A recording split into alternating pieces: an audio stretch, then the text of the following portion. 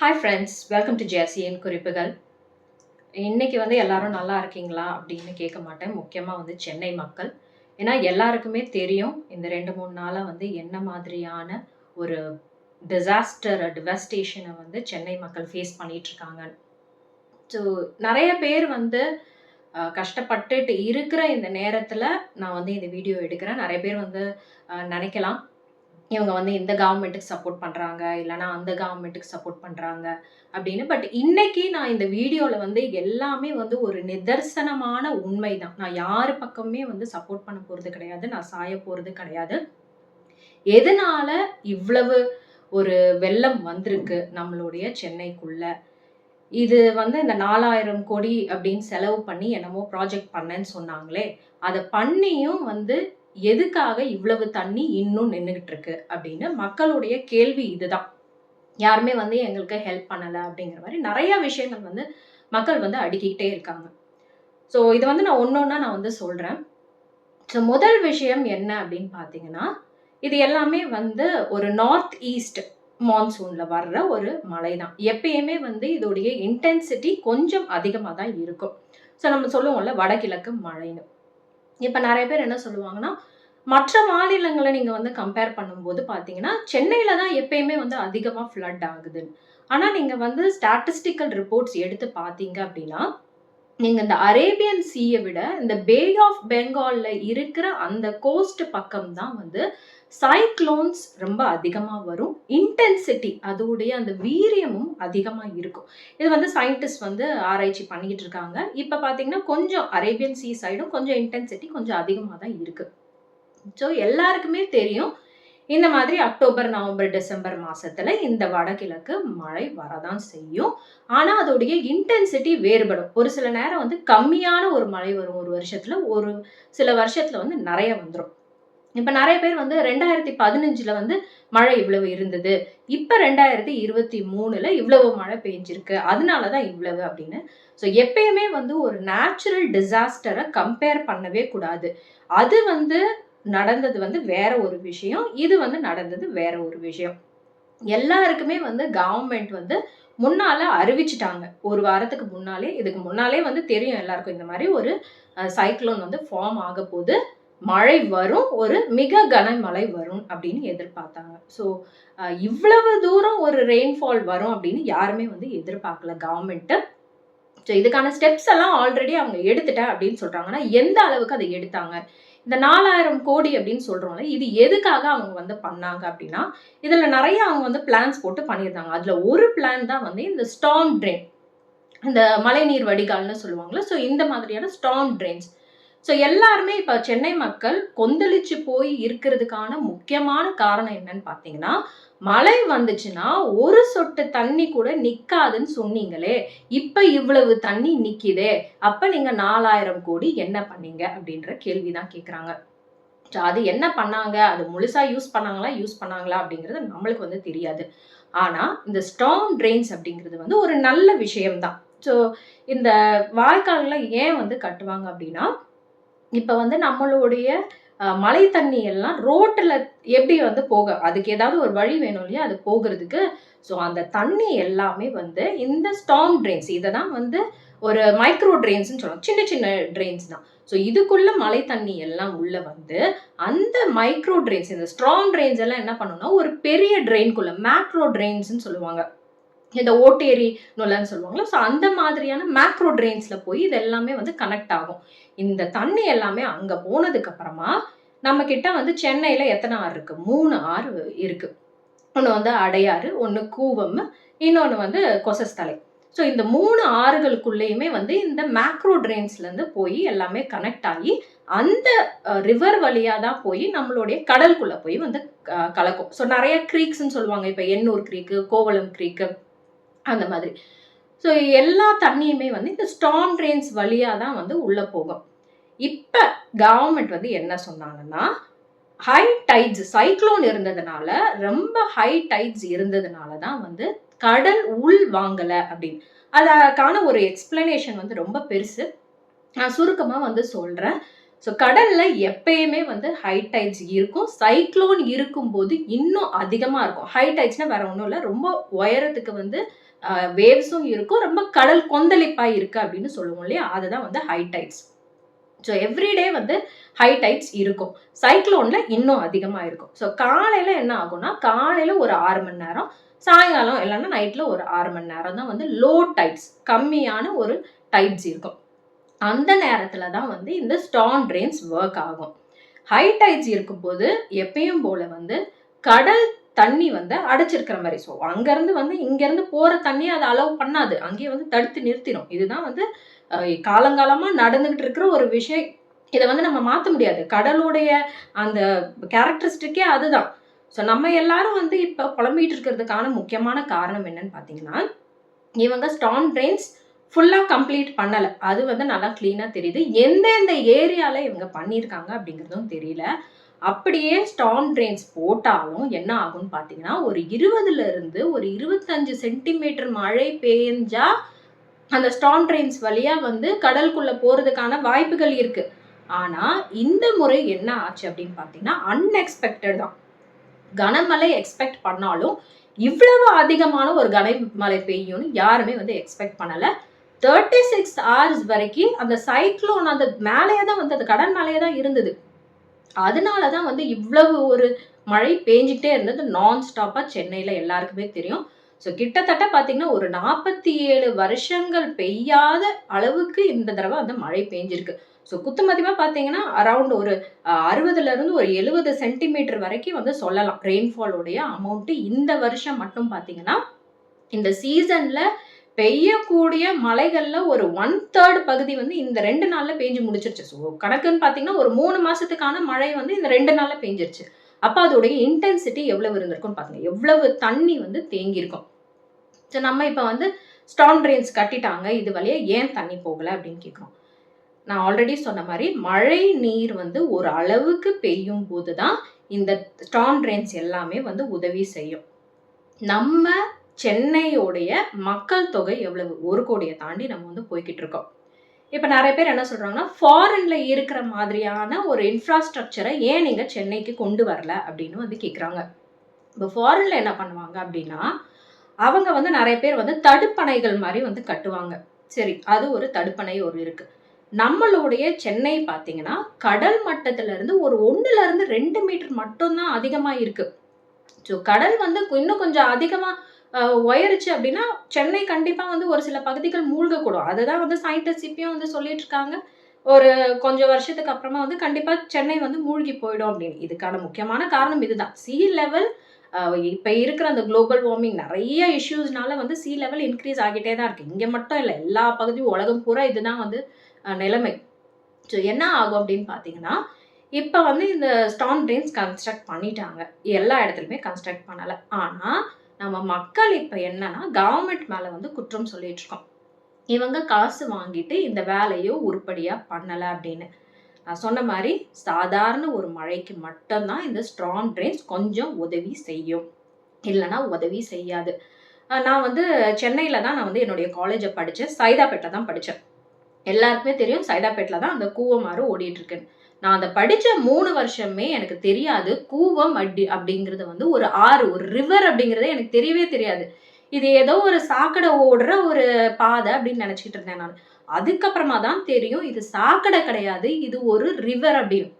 ஒரு fresh water ரிவரை நம்ம தான் வந்து சாக்கடையை வந்து உள்ள வச்சிருக்கிறோம். அப்ப அது பக்கத்துல எல்லாம் பாருங்களேன், ஒரு ஒரு ரிவர் ஓடுது அப்படின்னா அதுக்கு 2 பக்கமே வந்து ஃப்ளட் பிளெயின்ஸ் சொல்லுவாங்க. காலியான இடம் இருக்கணும். அப்பதான் என்ன ஆகும்னா தண்ணி அதிகமா வந்து மழை அடிச்சு இந்த மாதிரி ஃப்ளட்ஸ் வருது அப்படின்னாலும் அந்த தண்ணி அந்த ரிவர்ல மட்டும் போகாம அந்த ஃப்ளட் பிளெயின்ஸையும் சேர்த்து அது வந்து போகும். அப்ப வந்து அது ஃப்ளட் பிளெயின்ஸை தாண்டி இருக்கிற மக்களை வந்து அவ்வளவா வந்து பாதிக்காது. ஆனா இப்ப என்ன பண்ணிட்டோம்னா ரிவரையே வந்து நம்ம சுருக்கிட்டு ஃபுல்லா சைட்ல எல்லாமே வந்து வீடு. நீங்க பாத்தீங்கன்னாலே வந்து தெரியும். இது வந்து நிறைய பேர் வந்து அங்க போய் செட்டில் ஆயிட்டாங்க. அந்த டைம்ல வந்து எல்லாருக்குமே எந்த இடம் கிடைச்சதோ அந்த இடத்துல எல்லாருமே போய் வந்து செட்டில் ஆயிட்டாங்க.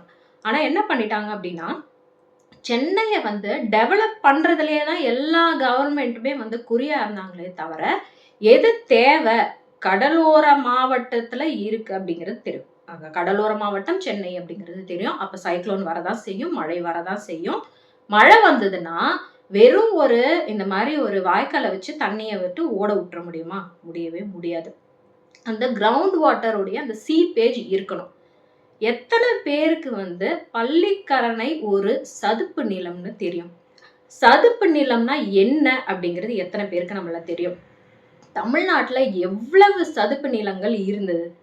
இப்ப சென்னையில மட்டுமே பாத்தீங்கன்னா எவ்வளவு சதுப்பு நிலங்கள் இருந்தது? இப்போ 5 தான் இருக்குது. அந்த 5ல கூட பாதி அழிஞ்சு போச்சு. இப்ப இருக்கிற ஒரே ஒரு சர்வைவிங்கான ஒரு சதுப்பு நிலம்னு சொன்னா மார்ஷ்லேண்ட், வெட்லேண்டுன்னு சொல்லுவாங்க. இது வெறும் அந்த பள்ளிக்கரணை மட்டும்தான். இது மாதிரி நிறைய மார்ஷ்லேண்ட்ஸ் இருக்குது. மணலி அது நிறைய பேருக்கு தெரியாது. எண்ணூர் அந்த மேங்க்ரோவ் ஃபாரஸ்ட் எல்லாமே ஒரு சதுப்பு நிலம் தான்.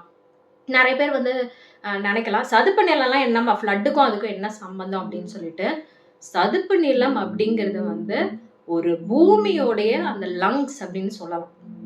ஏன்னா அதோடைய வேலையே என்ன பண்ணோம்னா இந்த மாதிரியான ஃப்ளட்டு வர்ற நேரத்துல அந்த தண்ணியை உள்ள இழுத்துக்கும், சீப் பண்ணிக்கும். அந்த தண்ணியை ஸ்பாஞ்ச், நம்ம எப்படி சொல்லுவோம் ஸ்பஞ்சு, இப்ப ஸ்பாஞ்ச் வச்சிருப்போம் நம்ம, அதுல தண்ணியை அது உறிஞ்சி வச்சுக்கிறது இல்லையா?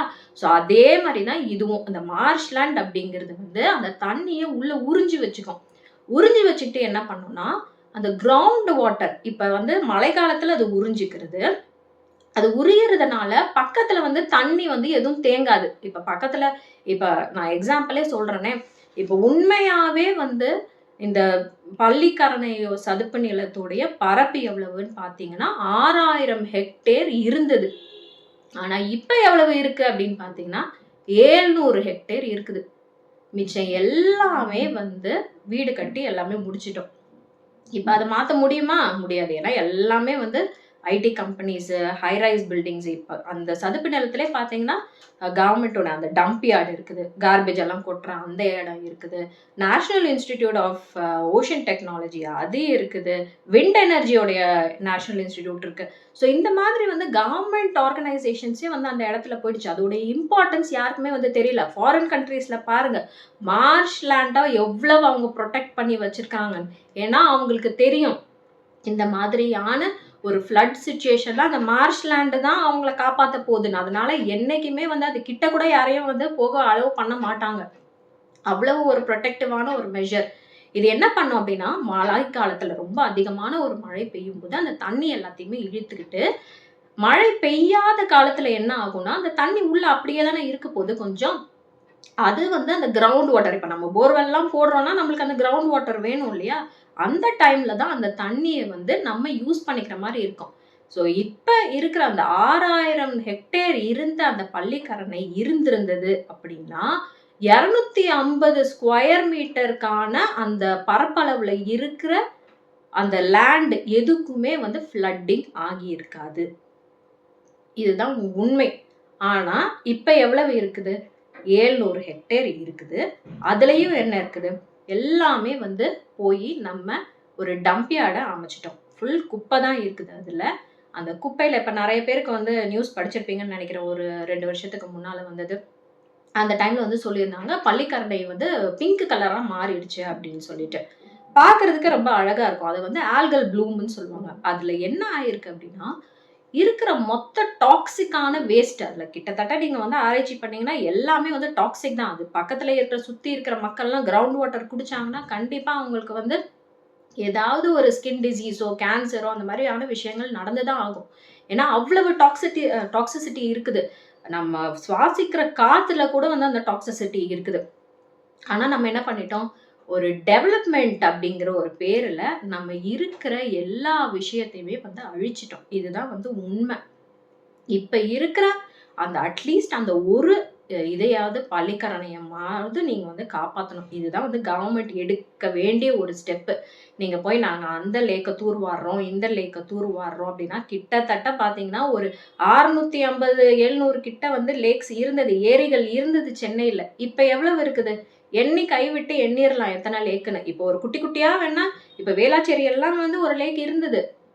அதெல்லாம் எங்க போச்சு? எல்லாமே மாயமா மறைஞ்சு போச்சு. இப்ப முக்கியமான இடங்கள்லாம் நீங்க இப்ப தண்ணி வருது, தங்கி தேங்கிட்டு இருக்கிற இடங்கள்லாம் பாத்தீங்கன்னா ஒரு தெற்கும் மேற்கும் சபர்பன்ஸ், அதான் வந்து இந்த அவுட்ஸ்கர்ட்ஸ்ன்னு சொல்லுவாங்கல்ல, புறநகர் பகுதின்னு சொல்றாங்கல்ல. ஸோ இதெல்லாம் என்னது, அந்த பகுதிகள்லாம் வந்து தண்ணி தேங்கிறதுக்கான முக்கியமான காரணம் இதுதான். ஏன்னா என்க்ரோச்மெண்ட்ஸ் எல்லா ரிவருடைய ஓரத்துலயும் வீடு கட்டிட்டோம். இந்த மாதிரி சதுப்பு நிலங்கள் ஓரத்துல இந்த நீர்நிலைகள் எல்லாத்தையுமே மூடி வீடை கட்டியாச்சு. அப்ப சிமெண்ட்டுக்குள்ள எப்படி வந்து மழை தண்ணி உள்ள போகாது. இதுதான் வந்து மெயினான ரீசன். இந்த டைம் பார்த்தீங்கன்னா ஒரு 29% அதிகமான ஒரு ரெயின்ஃபாலை வந்து சென்னை மக்கள் இப்ப வந்து பார்த்திருக்காங்க. தண்ணி வடியலைன்னா தண்ணி வந்து அது எப்படி போகுதோ அப்படிதான் போயாகணும். நம்ம வந்து ஒரு வீடை நடுவுல கட்டிட்டு தண்ணி நீ அந்த பக்கமா போனா அது போகாது. நம்ம வீட்டுக்குள்ளதான் அந்த தண்ணி வரும். ஏன்னா அதோடைய கோர்ஸா அது ஃபாலோ பண்ணி தான் ஆகணும். நேச்சருக்குன்னு ஒரு கோர்ஸ் இருக்கு. அதை பண்ணிட்டு தான் அது போகும். நீ சைக்ளோன் நில்லு அப்படின்னா நிக்காது. அது எப்போ முடிக்கணுமோ அப்பதான் அது வந்து முடிச்சுட்டு போகும். ஸோ ஆக்சுவலி நான் வந்து எவ்வளவு சதுப்பு நிலங்கள் இருந்தது, ஒரு சில சதுப்பு நிலங்கள் சொல்றேன். இப்ப அதெல்லாம் உங்களுக்கு தெரியுமா, இருக்குதா அப்படின்னு வந்து சொல்லுங்க. நான் எழுதி வச்சிருக்கேன், என்னன்னு சொல்றேன் நானு. கொடுங்கையூர்ல ஒரு சதுப்பு நிலம் இருந்தது, சோழிங்கநல்லூர்ல இருந்தது, புலிக்கட் லேக்ல இருந்தது, அடையார் எஸ்டரி கிரீக், மணலியில, மாதவரம், கட்டுப்பள்ளி ஐலண்ட் அப்படின்னு சொல்லிட்டு, அப்புறம் பள்ளிக்கரணை. ஸோ இவ்வளவு இருந்த இடத்துல இப்ப வந்து இருக்கிற ஒரே ஒரு இடம் என்னன்னு பாத்தீங்கன்னா இந்த பள்ளிக்கரணை மட்டும்தான். மணலில எல்லாமே வந்து இண்டஸ்ட்ரியல் ஏரியா அந்த மாதிரி எல்லாமே வந்து மாத்தி வச்சுட்டாங்க. இப்ப அதனால எதுவுமே வந்து பண்ண முடியாம போயிடுச்சு. இப்ப நான் சொன்னேன் இல்லையா, அந்த தெற்கு அவுட்ஸ்கர்ட்ஸ், ஸோ புறம் நகர் பகுதிகள் எல்லாம், ஸோ தெற்கும் மேற்கும் பார்த்தீங்கன்னா இப்போ மேற்கு தாம்பரத்துல வந்து தண்ணி வந்துருச்சு அப்படிங்கிறாங்க. இந்த பக்கம் பார்த்தீங்கன்னா அம்பத்தூர் சைட்லாம் தண்ணி வந்துருச்சு. இது முக்கியமான காரணம் என்னன்னா, இது எல்லாமே வந்து அதை சுற்றி இருக்கிற பகுதிகள் நீர்நிலைகள்ல நம்ம வந்து வீடு கட்டிட்டு நம்ம வாழ்ந்திருக்கோம். எந்த மாதிரியான இடத்துல நான் வந்து சொல்றேன், அந்த இடத்துல நீங்க பார்த்தீங்கன்னா தான் தண்ணி அதிகமா தேங்கி இருக்கு. ஸோ தாம்பரம், பெருங்கலுத்தூர், வண்டலூர், ராமாபுரம், மணப்பாக்கம், வலசரவாக்கம், அம்பத்தூர், ஆலந்தூர், அடையார். ஸோ இது எல்லாமே தான் வந்து சதர்ன் அண்ட் வெஸ்டர்ன் சபர்ப்ஸ்ன்னு சொல்லுவோம். இந்த இடங்கள்ல தான் வந்து இப்ப தண்ணி தேங்கி அது வடியறதுக்கும் வந்து ரொம்ப ரொம்ப நேரங்கள் ஆகிட்டு இருக்கு. ஸோ இதுக்கு ஏதாவது ஒரு, இப்போ இதை நம்ம வந்து ஸ்டார்ம் ட்ரெயின் நம்ம ப்ராஜெக்ட் பண்ணிட்டோமே, இந்த ஸ்டார்ம் ட்ரெயின் பண்ணதுனால நம்மளுக்கு வந்து தண்ணி இனிமே வந்து வராதா, இனிமே வந்து நம்மளுக்கு ஃப்ளட்டே ஆகாதா அப்படின்னா, இதை விட அதிகமான ஒரு இன்டென்சிட்டியில ஒரு மழை வந்தாலும் இந்த ஸ்டார்ம் ட்ரெயினுடைய கெப்பாசிட்டியை மாற்ற முடியாது. எனக்கு 50 சென்டிமீட்டர் மழை வருது, அதனால நான் 50 சென்டிமீட்டர் தாங்கக்கூடிய ஒரு ட்ரெயினை போடுவேன்னா முடியாது. அதோடைய கெப்பாசிட்டி லெவல் இவ்வளவுதான் அப்படின்னா அதுக்கு தவிர நம்ம வேற என்னெல்லாம் விஷயங்கள் பண்ணலாம் அப்படிங்கிறத வந்து பார்க்கணும். இப்ப சென்னையில பாத்தீங்கன்னா ஒரு சதுர மீட்டருக்கு எத்தனை பேர் வாழ்றோம் அப்படிங்கிறத பாருங்க. இப்ப மற்ற கண்ட்ரீஸ் எல்லாம் கம்பேர் பண்ணும்போது ஒரு கண்ட்ரியோடைய இதையே வந்து நம்ம இப்போ ஒரு சென்னை ஒரு சிட்டிக்குள்ள நம்ம அடக்கிட்டோம். அவ்வளவு ஒரு பாப்புலேஷன் வந்து அதிகமாயிடுச்சு. சென்னையை மட்டுமே நம்ம வந்து டெவலப் பண்றதுலே வந்து பார்த்துக்கிட்டு இருக்கோம். நம்ம வந்து டெவலப் ஆகுறது நல்லதுதான். ஆனா ஒரு அளவுக்கு மீறி போனா அது நம்மளே வந்து பாதிக்கும் அப்படிங்கிறது நம்மளுக்கு வந்து தெரியவே தெரியாது. அதனாலதான் இன்னைக்கு சென்னையும் சென்னை சுற்றி இருக்கிற இடங்கள் எல்லாமே திருவள்ளூர்ல இருந்து எல்லாமே காஞ்சிபுரம் மாவட்டம்னா ஏன் வந்து ஃப்ளட் ஆகுது? ஏன்னா நம்ம இன்க்ரீஸ் பண்ணிக்கிட்டே போய்கிட்டு இருக்கோம். பூண்டி லேக்கு, புழல் லேக்கு, செம்பரம்பாக்கம் லேக் எல்லாமே வழிஞ்சு வெளியில வருது தண்ணினா அதுக்கு காரணம் என்ன? அதோடைய அளவு அவ்வளவுதான். நீங்க எல்லா இடத்துலயுமே வீடு அப்படின்னு ஒரு இன்ஃப்ராஸ்ட்ரக்சர் கம்பெனிஸ் வந்துருச்சு அப்படின்னா தண்ணி போறதுக்கான எந்த இடமுமே இருக்காது. இப்ப நம்ம மேலை நாடுகள் சொல்லலாம். நீங்க என்ன சைனால பாப்புலேஷன் இல்லையா, ரஷ்யால பாப்புலேஷன் இல்லையான்னு, அவங்க எல்லார்கிட்டயுமே வந்து ஃப்ளட் வருது. அதோடைய இன்டென்சிட்டியை அவங்க புரிஞ்சுக்கிட்டாங்க. அதனால அவங்க வந்து அவங்களுடைய மார்ஷ்லேண்ட்ஸை அவங்க வந்து ப்ரொடெக்ட் பண்றாங்க. இப்ப ரஷ்யால, யுஎஸ்ல எல்லாம் பாத்தீங்கன்னா அவங்க மார்ஷ்லேண்ட்ஸை புதுசா உருவாக்கவே ஆரம்பிச்சிட்டாங்க. இப்ப சைனால எல்லாம் பாத்தீங்கன்னா ஒரு 2015ல இருந்தே அவங்க ஸ்டார்ட் பண்ணிட்டாங்க. இதெல்லாம் பேர் வந்து ஸ்பஞ்ச் சிட்டிஸ் அப்படின்னு சொல்லுவாங்க. ஒரு ஸ்பஞ்ச் மாதிரி தான் ஒர்க் ஆகும். ஒரு ஒரு பெரிய ஒரு பரப்பளவு ஹெக்டேர் கணக்குல என்ன பண்ணுவாங்கன்னா இடங்களை வந்து அந்த கடலோரத்துல வந்து போட்டு வாங்கி இது பண்ணி அதுல எல்லாத்தையுமே இந்த மாதிரி சதுப்பு நிலங்கள் மாதிரி வந்து மாத்திருவாங்க. அப்ப என்ன ஆகும்னா அந்த கடல் தண்ணி, இந்த மழை தண்ணி எல்லாம் வரும்போது வந்து ஊருக்குள்ள லொக்காலிட்டிஸ் மக்களை பாதிக்காத அளவுக்கு, அதுக்காக பாதிக்கவே பாதிக்காது. ஃப்ளட் வந்ததுன்னா எதுவுமே ஆகக்கூடாது அப்படிலாம் நம்ம நினைக்கவே முடியாது. ஏன்னா நேச்சர் அப்படிங்கிறது அப்படிதான். பாப்புலேஷன் இருக்கிற இடத்துல மழை தண்ணி வந்ததுன்னா அப்படிதான் உள்ள வரதான் செய்யும். ஆனா ஒரு அளவுக்கு நம்ம வந்து கண்ட்ரோல் பண்ண, இந்த அளவுக்கு ஒரு பாதிப்பு இல்லாம இருக்கணும் அப்படின்னா இந்த மாதிரியான ஒரு ஆர்டிஃபிஷியல் வெட்லேண்ட்ஸ், மார்ஷ்லேண்ட்ஸ், சதுப்பு நிலத்தை நம்ம வந்து கிரியேட் பண்ணலாம். இந்த மாதிரி கவர்மெண்ட் வந்து இதுக்கான ஸ்டெப்ஸ் எடுக்கணும். அந்த ஸ்பஞ்ச் லேண்டெல்லாம் வந்து அவங்க கிரியேட் பண்ணாங்க அப்படின்னா, அந்த தண்ணி வந்து அதுல போய் உள்ள வந்து அது இறங்கிக்கும். அதுல வந்து செடி, மரங்கள், கொடிகள் அந்த மாதிரி எல்லாமே வந்து இருக்கும். நேச்சுரலா இருக்கிற வெட்லேண்ட்ஸ் எல்லாத்தையும் நம்ம வந்து அழிச்சிட்டோம். இப்ப அட்லீஸ்ட் நம்ம வந்து நம்ம சென்னைய காப்பாத்தணும் அப்படின்னு நினைச்சோம்னா, இந்த மாதிரியான ப்ராஜெக்ட்ஸ் எல்லாமே வந்து கவர்மெண்ட் அண்டர்டேக் பண்ணணும். இதுக்கு மக்களும் வந்து உதவி செய்யணும். இப்ப நெறைய பேர் வந்து அந்த கூவம் ஆற்று ஓரத்துல இருக்கிறவங்கலாம், நாங்க இங்க தான் நாங்க பொறந்து வளர்ந்தோம். நாங்க இந்த இடத்த விட்டு வெளியில போக மாட்டோம்னா, தண்ணி வந்து அது நிக்கவே நிக்காது. அது எப்படி இருந்தாலும் அந்த ரிவர்ல போகுற அந்த ஆறு அடிச்சுட்டு போகும்போது அவங்க வீட்டையும் அடிச்சுட்டு தான் போகும். அத நீங்க என்னதான் நீங்க சுவர கட்டினாலும், அந்த தண்ணியோடைய அந்த இன்டென்சிட்டி, அந்த வேகத்துக்கு எந்த சுவரா இருந்தாலும் இடிச்சுட்டு தான் போது. பட் நெறைய பேர் வந்து சொல்லுவாங்க, "நீங்க டேம கட்டிருங்க. டேம கட்டுனீங்கன்னா உங்களுக்கு வந்து தண்ணி பிரச்சனையே வராதே" அப்படின்னு சொல்லிட்டு எல்லா மாநிலத்திலயும் நம்மள வந்து கிண்டல் பண்ணுவாங்க. நெறைய பேருக்கு தெரியாத விஷயம் என்னன்னா, ஒரு ஃப்ளாட்டான ஒரு இடத்துல டேம கட்ட முடியாது. ஒரு ஹில்லி ரீஜன், ஒரு மவுண்டன் இருக்கிற ரீஜன்ல மட்டும் தான் வந்து டேம்ஸ கட்ட முடியும். அந்த டேம் உடைய அந்த யூஸே வந்து யாருக்குமே வந்து தெரிய முடியாது. நம்ம இடத்துல வந்து வேணா நம்ம ஏரிகள கட்டி அதுல வந்து தண்ணி தேக்கலாம். ஆனா எவ்வளவு அந்த கெப்பாசிட்டிய தேக்கி வைக்க முடியும்? அவ்வளவு தூரம் வந்து மழை பெஞ்சாலும் ஒரு அளவுக்கு தான் எல்லாமே வந்து தேக்கி வைக்க முடியும். ஸோ அதுக்கு என்னலாம் வந்து பண்ணலாம்? இப்ப இருக்கிற டெவலப்மெண்ட் சென்னைக்கு போதும் அப்படின்னு தான் நெறைய மக்கள் வந்து எதிர்பார்க்குறாங்க. ஸோ இதுக்கு மேலயும் நீங்க ஒரு ஒரு இவ்வளவு ஸ்கொயர் மீட்டர்ஸ்ல இவ்வளவு பேர் தான் இருக்கணும்னா, அவ்வளவு பேர் தான் இருக்கணும். இப்ப ஃபாரின் கண்ட்ரீஸ்லாம் பார்த்தீங்கன்னா, ஒரு 16,000, 17,000, 18,000 அந்த மாரி தான் இருக்கிறாங்க. ஆனா, நம்மளுடைய சென்னையில மட்டும் பார்த்தீங்கன்னா, ஒரு அந்த சதுர அடி அந்த ஸ்கொயர் மீட்டர்ஸ் மட்டும் பார்த்தீங்கன்னா, கிட்டத்தட்ட ஒரு 29,000லிருந்து 30,000 பேர் இருக்கிறாங்க அந்த இடத்துல மட்டும். அப்ப தண்ணி எங்க போகும்? அங்க தானே வந்தாகும். அப்ப இதுக்கு மேல வந்து நீங்க எக்ஸ்பான்ஷன் பண்ண போறீங்க. இப்ப பரந்தூர்ல வந்து ஏர்போர்ட் இது பண்ண அது கிட்டத்தட்ட ஒரு 1000 ஹெக்டேர் அதிலேயே வந்து போயிடுது. ஸோ இந்த மாதிரி வந்து நீங்க டெவலப்மென்ட்ங்கிற பேர்ல நீங்க பண்ணிக்கிட்டே இருந்தீங்கன்னா, ஃபியூச்சர்ல இத விட ஒரு பெரிய டிசாஸ்டர் வரும். எவ்வளவுக்கு எவ்வளவு இப்ப ஃபாரஸ்ட் எல்லாமே அழிஞ்சிட்டு வந்தாச்சு. லேக்ஸ அழிச்சிட்டோம். மார்ஷ்லேண்ட அழிச்சிட்டோம். இனிமே நம்ம டெவலப்மென்ட் பண்ணி என்ன பண்ண போறோம்? சென்னைய உள்ள தண்ணிக்குள்ள தான் போக வைக்க போறோம். ஸோ கவர்ன்மெண்ட் இத முக்கியமா வந்து ஸ்டெப்ஸ் எடுத்து தான் ஆகணும். சென்னைய தவிர மற்ற எல்லா மாவட்டங்களும் நெறைய மாவட்டங்கள் இருக்குது. திருநெல்வேலி இருக்குது, மதுரை இருக்குது, நம்ம தூத்துக்குடி இருக்குது, ஒசூர் இருக்குது. இந்த மாரி இடத்துலலாம் வந்து உங்களுடைய ஐடி கம்பெனிஸ வந்து மாத்துங்க. இண்டஸ்ட்ரீஸ மாத்துங்க. மக்கள் வந்து இங்க வேலை இருக்கிறதுனால தான் நெறைய பேர் வந்து சென்னை வராங்க. வேற இடத்துல அவங்க இருக்கிற இடத்துங்கள்லயே வந்து இந்த மாதிரியான கம்பெனிஸ், இண்டஸ்ட்ரீஸ்லாம் வந்தது அப்டின்னா, அவங்க வந்து எல்லாருமே சென்னையில வந்து குவிற மாரி ஒரு அமையாது இல்லையா? அப்போ பாப்புலேஷனும் வந்து அதிகமாகாது. மற்ற இடங்களையும் வந்து டெவலப் பண்ணணும். இப்ப திருநெல்வேலிலாம் பார்த்தீங்கன்னா, மழை அவ்வளவா இருக்காது. அந்த மாரி இடங்கள்ல வந்து பாப்புலேஷன் கொஞ்சம் அதிகமாச்சு அப்டின்னாலும், வந்து அங்க அவ்வளவா வந்து ஒரு பாதிப்பு இருக்காது. இப்ப வைகை ஆறுல வந்து மழை பெஞ்சாலும் வந்து அங்க இருக்கிற விவசாயிகளுக்கு வந்து அது நல்லது. அங்கேயும் வந்து டெவலப் பண்ணுங்க. ஒசூர்ல டெவலப் பண்ணுங்க. ஒசூர்ல ஏர்போர்ட் வந்து அது ப்ராப்ளம்ஸ் நடந்துகிட்டு இருக்கு. பட் அத எப்படியாவது வந்து சரி பண்ணி ஒரு ஏர்போர்ட் வேணும் அப்படின்னா, கண்டிப்பா வந்து ஒசூர் பண்ணலாம். பட் ஆல்டர்னேட்டிவ்ஸ வந்து தேடணுமே தவிர, இந்த 4,000 கோடிய வச்சு நான் இந்த ஸ்டார்ம் ட்ரெயின்ஸ மட்டும் வச்சு இந்த ஃப்ளட்ட நான் தடுப்பேன் அப்படின்னு சொன்னா, எத்தன கோடி நீங்க செலவு பண்ணி ஸ்டார்ம் ட்ரெயின்ஸ ஊரு பூரா, தமிழ்நாட்டு பூரா கட்டினாலும் ஃப்ளட்ட ஸ்டாப் பண்ண முடியாது. அதனால கவர்ன்மெண்ட் என்ன பண்ணணும்னா, எக்ஸ்பர்ட்ஸ கூப்பிட்டு வச்சு பேசுறது மட்டும் பத்தாது. என்வைரன்மென்டலிஸ்ட்ட கூப்ட்டு அவங்க கிட்ட சஜஷன்ஸ் கேளுங்க. எந்த இடத்துல நாங்க வந்து இந்த மாரி பிளான் பண்ணலாம்? இன்னும் என்னலாம் பண்ணலாம்? இந்த ஸ்பஞ்ச் சிட்டீஸ எப்படி நாங்க உருவாக்கலாம்? எப்படி இனிமே வந்து இந்த ஃப்ளட் வந்தது அப்படின்னா, இதோடைய இன்டென்சிட்டிய எப்படி நம்ம குறைக்கலாம்? மக்கள எப்படி காப்பாத்தலாம்? அப்படின்னு அந்த பிரிவென்டிவ் மெஷர்ஸ எடுத்துட்டே இருக்கணும். இது வந்து ஒரு 1 வருஷத்துல முடிஞ்சிரும், 2 வருஷத்துல முடிஞ்சிரும்லாம் இல்ல.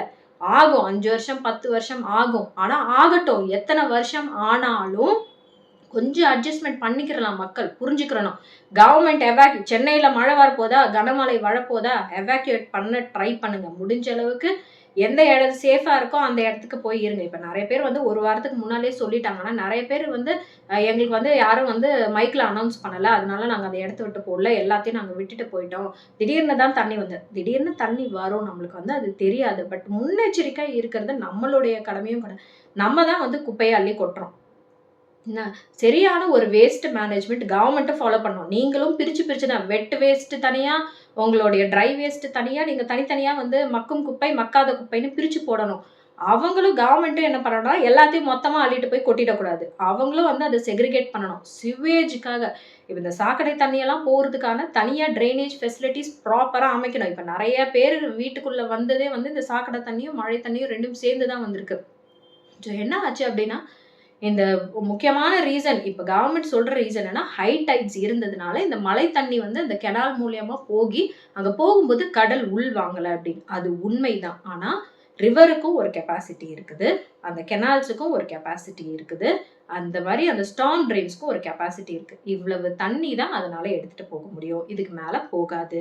6 மணி நேரம் காலையிலயும், 6 மணி நேரம் சாயங்காலம் மட்டும் தான் கடல் உள்வாங்கும். அதுவும் இந்த மாரி சைக்ளோன் இருக்கும்போது ஹை டைட்ஸ் கண்டிப்பா எல்லா நேரமுமே இருக்கும். அதனால கடல் உள்வாங்காது. அப்ப அதுக்கு ஆல்டர்னேட்டிவ்ஸ தேட ஆரம்பிக்கிறோம். இது வந்து எல்லாருக்கும் ஒரு பேசிக்கான புரிதல் வேணும். இப்ப மக்கள் வந்து எல்லாரும் புலம்பிட்டு இருக்காங்க. 4000 கோடி போயிடுச்சு. எங்களுடைய வரி பணத்தை எல்லாத்தையுமே நாங்க வந்து இழந்துட்டோம். இனிமே வந்து இந்த கவர்மெண்ட் என்ன எங்களுக்கு பண்ண போகுது? எங்களுக்கு சாப்பாடு குடுக்கல, எங்களுக்கு பால் குடுக்கல, எங்களுக்கு எதுவுமே குடுக்கல அப்படின்னு. ஒரு அளவுக்கு பாதிக்கப்பட்ட இடங்கள்ல வந்து அ நான் சொன்ன மாரி இந்த வெஸ்டர்ன், இந்த சதர்ன் சபர்ப்ஸ், அவுட்ஸ்கர்ட்ஸ் சொல்லியிருக்கேன். இது வந்து நீர்நிலைகள அழிச்சு செய்யப்பட்ட, கட்டப்பட்ட ஒரு இடம். இதுல எல்லா கவர்மெண்ட்டுக்குமே பங்கு இருக்கு. ஏன்னா, யாரும் போய் ஒரு இடத்துல போய் வந்து வீடு சும்மா கட்டிடல. எல்லாருமே வந்து ஒரு பட்டா வாங்கியோ, ரெஜிஸ்டர் பண்ணி தான் கட்டியிருக்காங்க. அதுக்கான கவர்மெண்ட்டும் வந்து பொறுப்பு தான். ஆனா, இப்ப என்ன பண்ணணும்னா, முடிஞ்சு போன கதை. இனிமே எதுவும் பண்ண முடியாது. ஆனா, இந்த ரிவர் ஓரத்துல இருக்கிறவங்கள கண்டிப்பா என்க்ரோச்மென்ட் பண்ணவங்கள அங்கருந்து எவாக்குவேட் பண்ணி தான் ஆகணும். வேற வழியே கிடையாது. ஆனா, மற்ற ஏரியா இப்ப பெருங்குடி அந்த பக்கம்லாம் பார்த்தீங்கன்னா, ரோடு எல்லாம் போட்டு முடிச்சுட்டாங்க. கொஞ்சம் கஷ்டமான விஷயம் தான். மற்ற என்னென்ன இடங்கள்ல நம்மனால வந்து இந்த மாதிரியான ஸ்பன் சிட்டீஸ ஆ அமைக்க முடியுமோ, அதுக்கான ஸ்டெப்ஸ் எடுக்கணும். கவர்ன்மெண்ட் கண்டிப்பா இதுக்கு ஏதாவது ஒண்ணு பண்ணணும். எல்லாருக்குமே வந்து இது புரிஞ்சிருக்கும் அப்படின்னு நெனைக்கிறேன். ஸோ மக்கள் வந்து கவர்ன்மெண்ட் மேல கோவப்படுறதுனால எதுவுமே வந்து பண்ண முடியாது. ஏன்னா, இத்தன வருஷம் செய்த ஒரு தவறு வந்து இன்னைக்கு நம்மள வந்து பாதிக்குது. ஸோ இது ஒண்ணும் அப்படி திடீர்னு வந்த ஒரு விஷயம் கிடையாது. காலங்காலமா இப்ப 1980ல பார்த்தீங்கன்னா, ஒரு 80% ஆஃப் சென்னை வந்து இந்த சதுப்பு நிலமா தான் இருந்தது. வெட்லேண்ட்ஸா தான் இருந்தது. ஆனா இன்னைக்கு பார்த்தீங்கன்னா, ஒரு 3% 5% கூட இருக்குமான்னு தெரியல. ஒரு 2016ல பார்த்தீங்கன்னா, ஒரு 15% இருந்தது. இப்ப இடைய டெவலப்மெண்ட் பார்த்தீங்கன்னா, சுத்தமா எல்லாமே வந்து போயிடுச்சு. ஸோ அந்த மாதிரி வந்து நம்மளே தான் நம்மளுடைய அந்த நேச்சர வந்து அழிச்சுக்கிட்டு இருக்கோம். ஸோ முடிஞ்ச அளவுக்கு இனிமே அழிச்சாச்சு. இனிமே என்ன பண்ணணும்னா, இன்னும் ஒரு பேரழிவு வராம இருக்கணும் அப்டின்னா, சென்னையுடைய டெவலப்மெண்ட்ட இதோட ஸ்டாப் பண்ணிட்டு, மற்ற டிஸ்ட்ரிக்ட்ஸ்ல இருக்கிற டெவலப்மெண்ட்ட கன்டின்யூ பண்ணணும். இது வந்து ஒரு கோஸ்டல் ஏரியா அப்டிங்கிறதுனால, இங்க ஃப்ளட் வந்தா என்னெல்லாம் வந்து பிரிவென்டிவ் மெஷர்ஸ் எடுக்கணுமோ, அத எடுத்து தான் ஆகணும். கவர்ன்மெண்ட் எக்ஸ்பர்ட்ஸ கூப்ட்டு உட்கார வச்சு என்விரான்மென்டலிஸ்ட் கிட்ட பேசி என்ன பண்ணலான்னு ஒரு முடிவு எடுக்கல அப்படின்னா, இது என்னைக்குமே வந்து ப்ராப்ளம் நிக்கவே நிக்காது. எல்லாருக்குமே இந்த வீடியோ பிடிச்சிருக்கு அப்படின்னு நினைக்கிறேன். இன்னொரு வீடியோவில் சந்திக்கலாம். Until then, take care. Bye bye from Jessie.